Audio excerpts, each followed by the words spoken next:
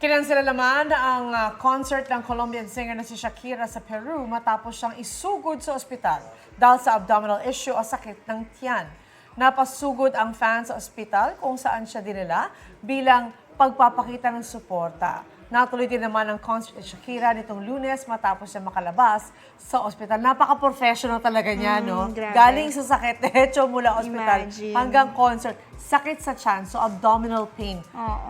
It's so hard to perform when you're Yes, sick. minsan i-require na mag-rest na lang pero siya tinuloy niya pa rin yung concert niya. Alang-alang syempre sa mga fans, 'di ba, nagbayad na Oo. sila at dinayo pa si Shakira, Oo, no? I'm sure marami kasi pumunta sa different parts of that continent. Pumunta Yes. talaga to Peru just to watch her perform. So, it's understandable na syempre they don't want to also the fans, Yeah. ma-disappoint ang mga fans.